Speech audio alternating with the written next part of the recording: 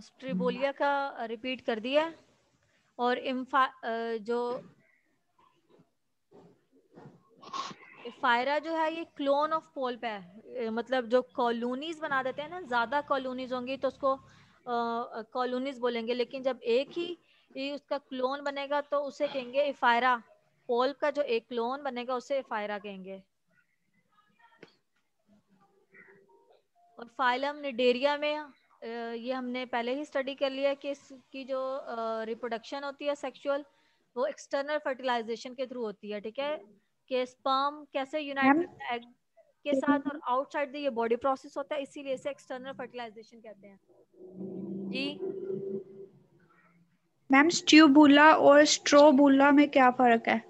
स्ट्रोबुला बोला है ना आपने, स्ट्यूबुला क्या होता है और स्ट्रोबुला क्या होता है? स्ट्रोबीला, स्ट्रोबीला ही वर्ड है, STROBILA। जी। ये इमेच्योर लार्वा है, जैसे वो प्लेन्यूला है, ये भी अभी इमेच्योर है, लेकिन इसमें और इसमें ये डिफरेंस है कि इसमें सीलिया मौजूद होते हैं मैम प्लेन्यूला में।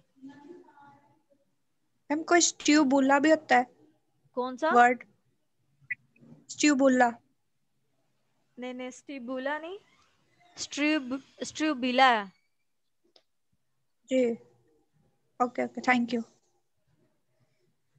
ओके, बाकी ये जो आप स्ट्रूबोला बोल रही हैं, ये मैं नेक्स्ट आपको बता भी दूंगी अगर ये वर्ड हुआ तो, लेकिन मैंने तो नहीं देखा। इसके बाद है फाइलम ओके। निडेरिया, ये मैंने पहले बताया कि इसमें एक्सटर्नल फर्टिलाइजेशन होती है आउटसाइड द बॉडी। और इसमें अल्टरनेशन ऑफ जनरेशन का यही मतलब होता है कि कैसे एक जो चीज़ है वो दूसरी को बना रही है और वही दूसरी चीज़ पहले वाली चीज़ को बना रही है। ठीक है, और अल्टरनेशन ऑफ जनरेशन की जो एबिलिटी है सबसे ज़्यादा ये प्लांट्स में मौजूद होती है। जो बॉटनी जिन्होंने पढ़ी होगी उनको पता होगा कि कैसे जो है वो गैमीटोफाइट जो है वो स्पोरोफाइट को बनाता है, और स्पोरोफाइट कैसे गैमीटोफाइट को बनाता है प्लांट्स में। जी ये जो मैम। अल्टरनेशन की एबिलिटी होती है, अल्टरनेशन ऑफ जनरेशन, ये जस्ट फाइलम जो निडेरियंस के मेंबर्स हैं उनमें पाई जाती है। ये मैंने आपको पहले ही बताया कि जो पोल्प ससाइल है और मिड्यूसी जो है वो मोबाइल टाइप है, और ये दोनों आपस में एक दूसरे के साथ अल्टरनेट करती हैं, चेंज करती हैं। पोल्प जो है वो मेड्यूसा बनाएगा और मेड्यूसी जो है वो पोल्प बनाएगा, इसी को अल्टरनेशन ऑफ जनरेशन कहते हैं। ओके।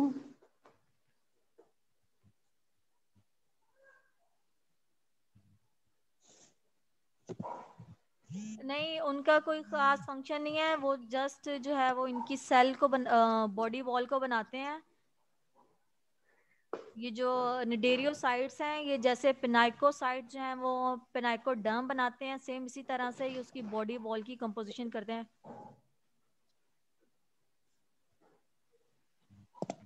ब्रायोफाइट्स आप बॉटनी वाली मैम से पूछेगा, ब्रायोफाइट्स आप प्लांट्स उसी में ही पढ़ेंगे, लेकिन मैं आपको ये बता रही हूँ कि जो प्लांट्स होते हैं उसमें ऑल्टरनेशन ऑफ जनरेशन होती है ज्यादातर।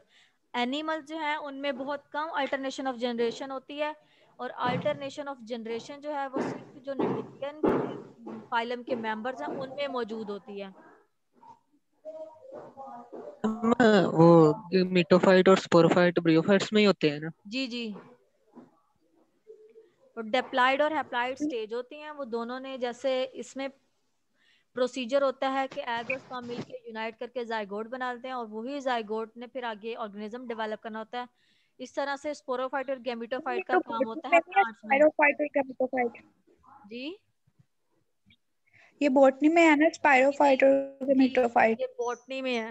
ये पूछ रहे हैं इसके ये जी। वो एग्जाम्पल जो होते हैं स्पोरोफाइट और वो डिप्लॉयड जनरेशन होते हैं, जो गेमेटोफाइट होते गैमेटोफाइट हैं वो हैप्लाइड हैप्लॉयड जनरेशन होती है। जनरेशन होते हैं। जी जी। जी। और जो गेमेटोफाइट होते हैं वो गैमेट्स बनाते हैं, और जो स्पोरोफाइट स्पोर्स होते हैं वो बनाते हैं। स्पोर्स बनाते हैं। जी। उसके बाद है यहाँ पे हमारे पास एग्जाम्पल्स हैं, हाइड्रा की है, जेलीफिश की है, और इसके बाद है मेट्रिडर्म की है, ओबिलिया की है। ये हमारे पास जो सिलेंट्रेट्स हैं ये इनके लोकेशन की बिना पे कि कौन से मैरीन में पाए जाते हैं और कौन सा फ्रेश वाटर में। जो हाइड्रा है वो फ्रेश वाटर है, और जो ओबिलिया है मैरीन है, क्लोनिकल फ्रेश वाटर में बहुत कम पाई जाती हैं, ठीक है। और कुछ ऐसे भी हैं जिनमें के जैसे पोल्प जो है वो ज्यादा डोमिनेट करता है और मेड्यूसी जो स्टेज है वो कम डोमिनेट करती है, ठीक है, मतलब ना होने के बराबर। और जो जेली फिश है वो हमारे पास ज्यादातर इसमें मेड्यूसी जो है वो डोमिनेट है। जब हम इसकी क्लासेस पढ़ेंगे आगे तो उसमें ये डिस्कस करेंगे कि डोमिनेंट कौन सी है किसमें और इसमें रिसेसिव है।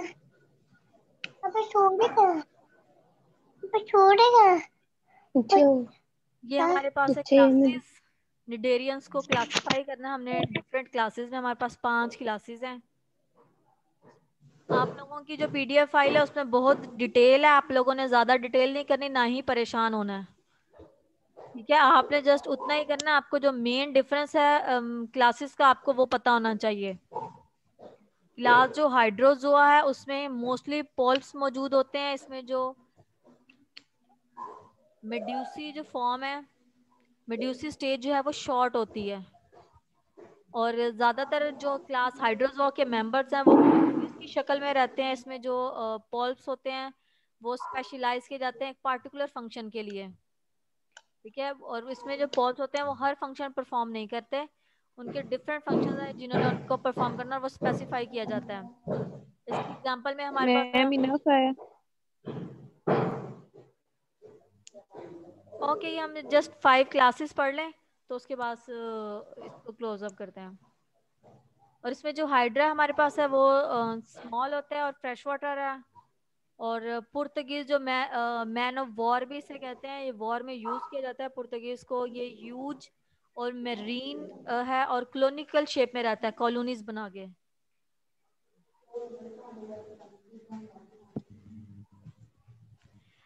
मारिया वॉइस वाला पीडीएफ नहीं होता पीडीएफ में आपको जस्ट रिटर्न फॉर्म मिलती है।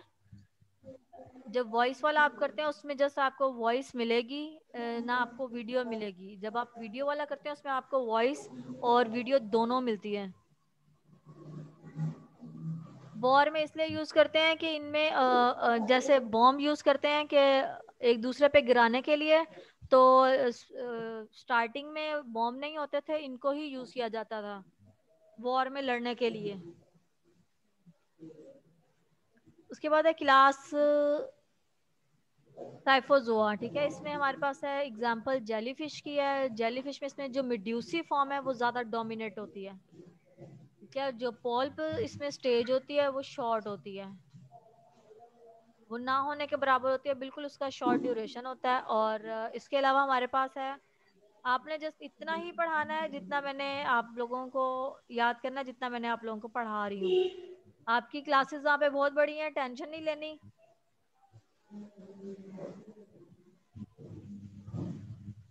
क्लास एंथ्रोजोआ, इसमें आ जाते हैं सी एनिमोन्स और कोरल्स, ठीक है। इसमें जो पोल्प है इसमें जस्ट पोल्प स्टेज मौजूद होती है, मतलब ये एसेक्सुअली ही प्रोड्यूस करते हैं, इनमें मेड्यूसी स्टेज नहीं होती।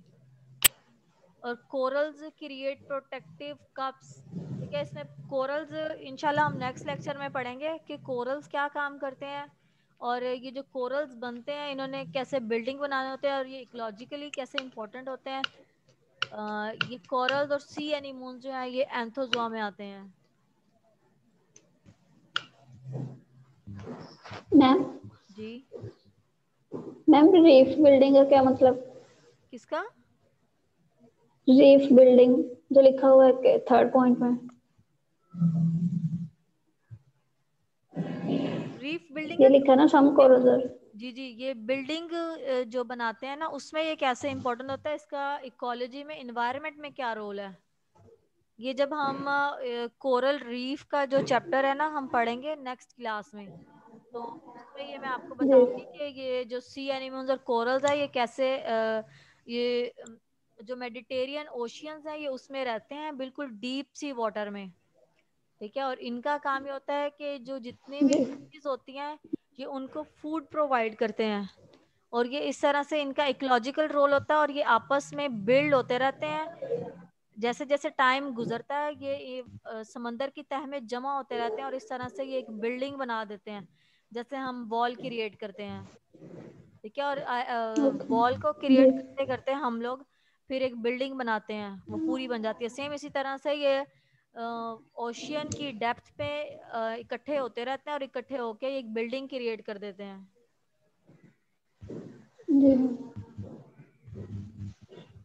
इसके बाद है क्लास कुबोजोआ। कुबोजोआ हमारे पास 4th नंबर पे। इसमें जो एनिमल्स होते हैं ये डेंजरस एनिमल्स होते हैं। और इसके अलावा इसमें सी वैस्प आ जाती है, also known as box jellyfish. ठीक है। और ये ज्यादातर जो है ये ऑस्ट्रेलिया जो है और साउथ ईस्ट एशिया वहां पे मौजूद होती है। ये डेंजरस इसलिए होती है क्योंकि इसमें जो स्टीनिंग की एबिलिटी होती है, ये किसी को भी डंग मार सकती है। ठीक है। Extreme pain immediately when touched by tentacles within minute. जैसे ही इसके टेंटिकल्स बॉडी को टच करते हैं तो ये उसमें अपने स्टिनिंग जो होती है वो उसमें एंटर कर देती है, और इस तरह से जो ऑर्गेनिज्म है उसको पेन फील होती है और एट द स्पॉट डेथ भी हो जाती है और हार्ट फेलियर भी हो जाता है। ये इतनी डेंजरस है। और जो आम जेलीफिश है और इस जेलीफिश में ये डिफरेंस है कि जो इसकी जो ऊपर की ये जो बेल हमें नजर आ रही है ये बॉक्स की तरह का होता है। जैसे एक डब्बा होता है ना, उसके 4 कोने होते हैं, सेम ये बॉक्स की तरह की इसकी शेप होती है एज कम्पेयर टू जेलीफिश के।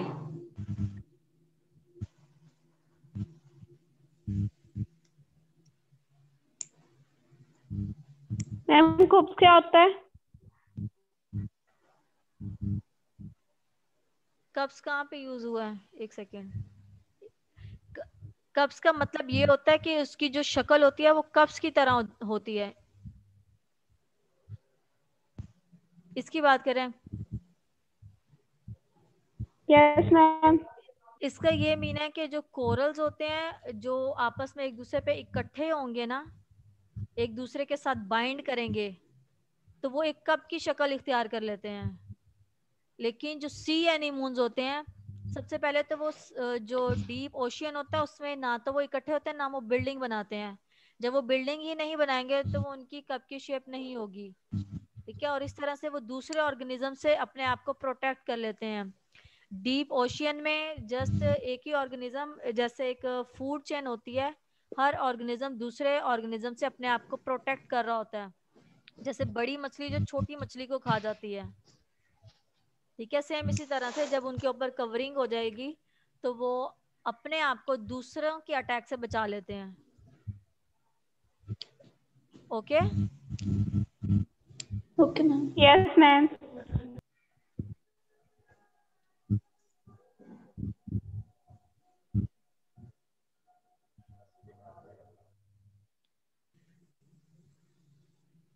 क्या एक्सप्लेन करना है Mahnoor?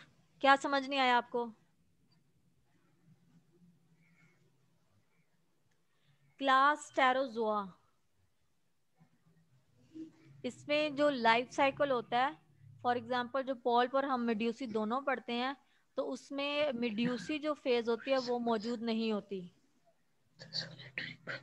The top of the polyp resembles the medusae. जो इसकी टॉप होती है वो मेड्यूसी की तरह ही रिजेंबल सेम उस तरह होती है, क्योंकि हमारे पास जो मेड्यूसी होती है उसमें इसकी जो बेल होती है वो अपवर्ड होती है टॉप पे, और जो टेंटिकल्स होते हैं वो डाउनवर्ड होते हैं। ठीक है। और इसमें इसकी जो मेड्यूसी स्टेज होती है वो पॉल्प की टॉप से मैच करती है, और जो इसके पॉल्प होती है वो अटैच टू द सीविड और अदर। जो इसकी पॉल्प होती है वो अटैच रहती है या तो वो सीविड्स जो के जड़ी बूटियां होती हैं उनसे जुड़ जाती है, या फिर अदर ऑब्जेक्ट्स लाइक रॉक्स और सबस्ट्रेटम है उनके साथ जुड़ जाती है।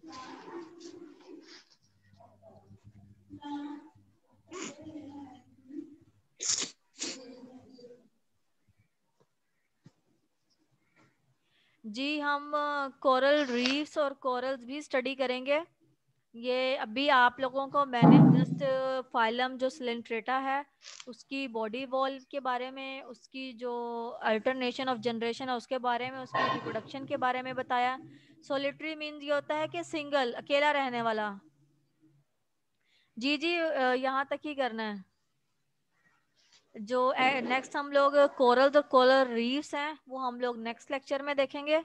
अगर यहाँ तक किसी को समझ नहीं आया तो आप लोग पूछ सकते हैं। आप लोगों की जो पीडीएफ फाइल है उसमें भी 5 ही क्लासेस हैं, लेकिन उसकी डिटेल ज़्यादा है। वो आपने ज़्यादा डिटेल नहीं करनी, जितना आपको पढ़ाया जाए आपने जस्ट उतना करना है। किसी ने अगर कोई बात पूछनी है, किसी का कोई क्वेश्चन है तो वो पूछ सकते हैं। मैम ये स्लाइड जी मैम ये जो आपने स्लाइड पढ़ाई है ये भी पीडीएफ में भेज दीजिएगा। जी जी, ये पीडीएफ में आपको साथ साथ लेक्चर मिल जाते हैं।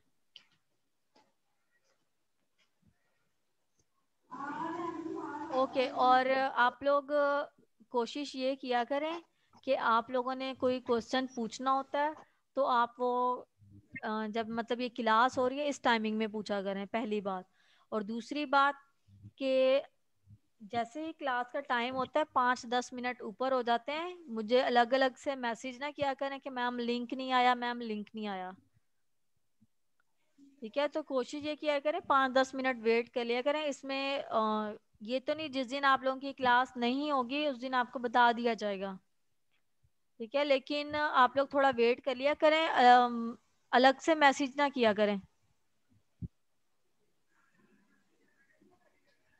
मैम ये जो आपने फाइल में पढ़ाया है इसकी स्लाइड्स हैं जो आपने मैम हमें पढ़ाई हैं पर खुद ही, तो मैम वही करनी है या आपने जो एक्स्ट्रा मटेरियल प्रोवाइड किया है वो भी देखें हम? जो आप लोगों के पास पीडीएफ फाइल है और जो स्लाइड्स है, जो स्लाइड्स में आप लोगों को बोला गया, आपने जो पीडीएफ फाइल है उसके साथ मैच करके जस्ट वही करना है। Okay ma'am. फ्राइडे को तो आप लोगों की मेरे साथ क्लास नहीं है। जी मैम। आप लोगों की अब नेक्स्ट क्लास जो है वो मेरे साथ मंडे को है। मानूर बहुत जल्दी है आपको लीव करने की। अच्छा, यहाँ पे एक स्टूडेंट मैम बोला आपसे कि पूछना था कि जी अब बोटनी की क्लास हो रही है आजकल? बॉटनी का मुझे नहीं पता, मुझे सिर्फ जोलॉजी का ही पता है। और बाकी मुझे आप लोगों के किसी सब्जेक्ट का नहीं पता कि कौन सी क्लास आपकी हो रही है कौन सी नहीं हो रही। मैम फ्राइडे को तो वैसे ही छुट्टी बन रही है। तो फ्राइडे को तो मेरी आप लोगों के साथ क्लास है भी नहीं। आप लोगों के साथ मेरी मंडे मैम ट्यूसडे और वेडनेसडे को होती है। मैम हमारी मैथ की भी क्लास नहीं है मैम। अच्छा, वो मैंने सीआर सर से मैंने बात की थी तो उन्होंने कहा था कि अल्टरनेट हम कर देते हैं, क्योंकि मैंने कल ही जब टेक्स्ट किया तो मैंने सर को कहा है, तो सर ने कहा कि हमें तो इन्फॉर्म भी नहीं था, तो हम ट्राई करते हैं अपनी तरफ से, या उनका करते हैं या इसके अलावा कोई भी अल्टरनेट होता है तो हम इंशाल्लाह उनकी नेक्स्ट क्लास होगी नेक्स्ट वीक तक, इंशाल्लाह कोई ना कोई बात बन जाएगी। Okay ma'am. ठीक है, और यहाँ पे एक स्टूडेंट ने कहा था स्लाइड नंबर 5, इसमें निडेरियन एनाटॉमी में दो हमारे पास शेप्स हैं, पोल्प और मिड्यूसी। ठीक है, मैंने आपको पहले बताया कि जो पोल्प है वो एसेक्सुअली रिप्रोड्यूस होता है, जो मिड्यूसी है वो सेक्सुअली रिप्रोड्यूस होता है।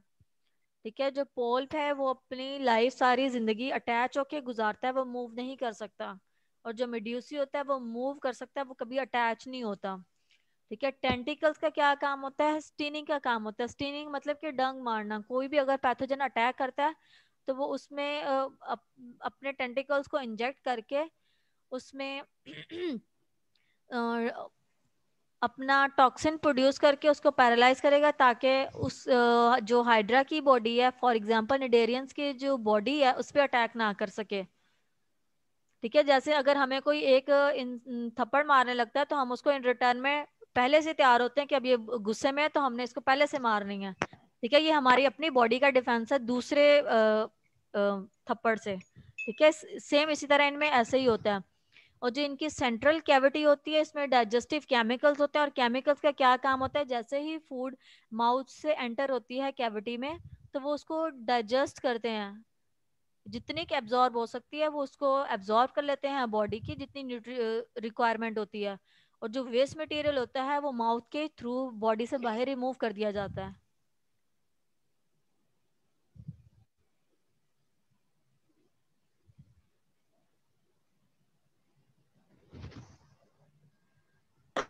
अटेंडेंस आप सब ने जो आप लोगों का ग्रुप है गर्ल्स का, उसमें आपने अपने सीरियल नंबर के साथ मार्क कर दें अगर सब स्टूडेंट्स को सीरियल नंबर पता है। अगर नहीं पता तो जीआर प्रोवाइड कर देंगी। आपकी जो जीआर है वो ईशा गफार है। आप कोशिश ये किया करें कि सबसे पहले उनसे कांटेक्ट किया करें, ठीक है। अगर उनसे कोई बात नहीं बनेगी तो वो मुझ तक मैसेज कन्वे कर देंगी, मैं आप लोगों से जो भी बात होगी फिर मैं आप लोगों से कर लूंगी। आपको रिकॉर्डेड मैम हमारे एजी नंबर आप लोगों को अभी टाइम लगेगा मिलने एक्सक्यूज में। मी। मिड आप लोगों के जो है वो बिना एजी के देने होंगे और उम्मीद है कि फाइनल में आप लोगों को एजी मिल जाएंगे जी। Okay ma'am. मैम मैम हम जीआर या सीआर को मैसेज करते हैं लेकिन वो रिप्लाई नहीं करती हमें। और दूसरी बात मैम, इन्होंने को प्राइवेसी भी लगाई हुई है। कोई भी बात पूछनी हो तो इससे पूछे कोई मैम। क्वेश्चन भी पूछना ना वो ऐसे कर देते हैं, जैसे प्राइवेट करा देते हैं। हालांकि खुद 20 मैसेज किए होते हैं, फिर बाद में बोलते हैं कि आप लोगों ने मैसेज नहीं करने। कोई इंपॉर्टेंट या क्वेश्चन पूछना हो तब भी फिर हम नहीं पूछ सकते क्योंकि प्राइवेसी लगाई होती है उन्होंने। बिल्कुल मैम, सही है, इन्होंने ऐसे किया होता है, ग्रुप की खुद तो हुई प्राइवेसी मैम, लगा देते हैं, खुद बात करते रहते हैं। प्राइवेसी होनी चाहिए, लेकिन जो दूसरे ग्रुप है मैम उनको भी इन्होंने प्राइवेसी लगाई हुई है। ओके जो गर्ल्स के ग्रुप की प्राइवेसी वो ओपन है, उसका मुझे भी आइडिया, और बॉयज की जो है वो ओपन हो जाएगी आज, ठीक है। आपने जोलॉजी के सब्जेक्ट से रिलेटेड कोई भी बात पूछनी हो तो आप उस ग्रुप में मैसेज कर सकते हैं। और मैसेज करने का ये मकसद मैम होता है कि आपने कोई भी बात कहनी है एक ही मैसेज में सारी बात कह दें। आप 3-3 4-4 मैसेज ना किया करें, मैम ये मैम वो, मैं इस सेमेस्टर से, मैम ये सारी बातें ना किया करें। जो बात पूछनी होती है डायरेक्ट वो पूछा करें। कोशिश यही किया करें अपने नेम और जो है एक ही मैसेज में। मिड आई थिंक आप लोगों के दिसंबर में होंगे या मे बी नवंबर के एंड में।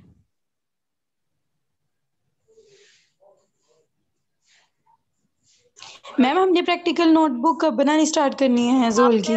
आपने प्रैक्टिकल नोटबुक जब स्टार्ट करनी होगी मैं आपको बता दूंगी। और मिड से पहले तो नहीं, मिड के बाद स्टार्ट करेंगे प्रैक्टिकल नोटबुक। जी मैम। अभी जस्ट आप लोग जो लेक्चर दे रहे हैं जस्ट उस पर फोकस करें।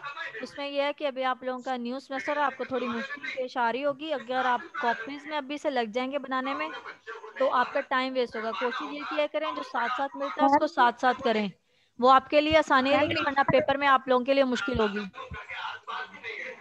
बस वीडियो वाला याद कर ले तो तैयार हो जाएगा सारा जी। मैम हमारे ऑनलाइन होंगे?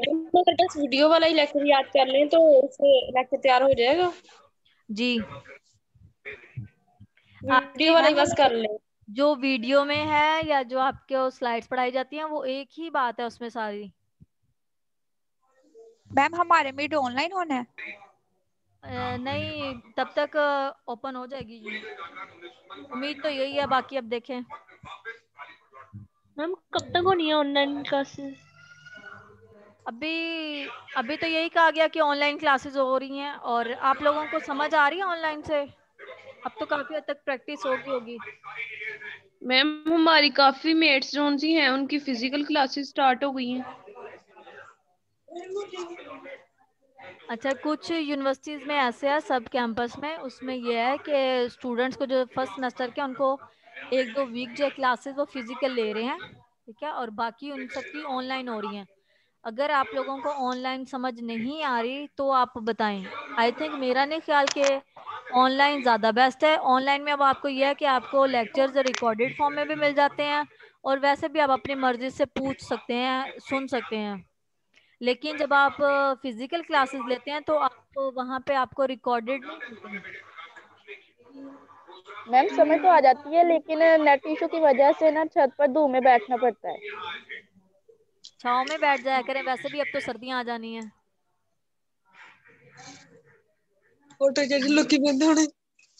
हम जैसे मुरब्बों में जा के बैठ के क्लास ले रहे हैं, हम क्या करें? स्टूडेंट लाइफ में ऐसे ही होता है। मेन मकसद यहाँ बैठना और वहाँ बैठना नहीं है, मेन मकसद ये है कि आप लोगों को समझ आ रही है। और दूसरा ये सिर्फ आप लोगों को भी ये पता है कि कोरोना वायरस की वजह से ही ऑनलाइन हो रही हैं।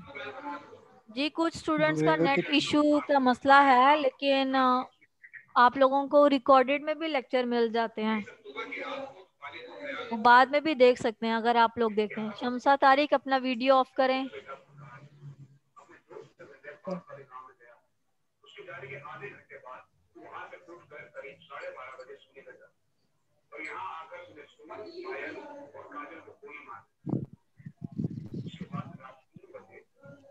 जब मैथ के टीचर आएंगे, अभी दुआ करें कि मैथ के टीचर आ जाएं, फिर ऑनलाइन भी समझ आ जाएगा।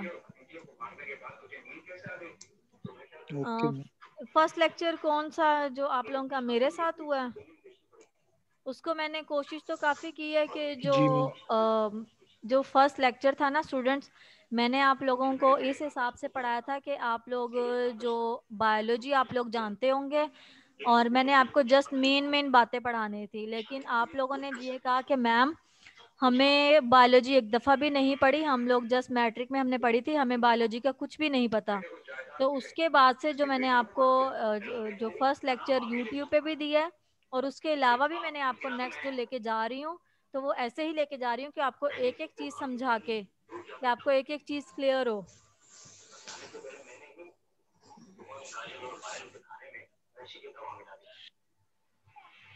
हसनैन को जो 70% समझ आती है ना, ट्राई करें कि ये 100% हो जाए, वरना पेपर में मार्क्स भी 70% ही आएंगे।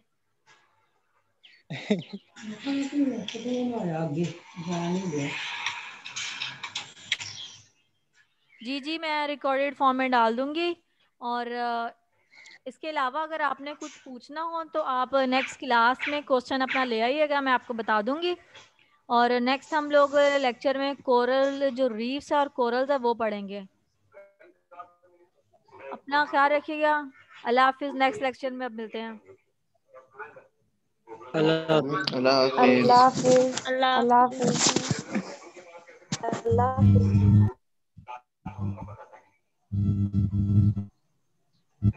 अब नेक्स्ट क्लास कौन सी है?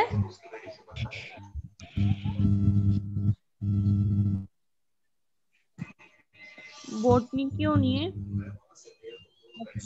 अब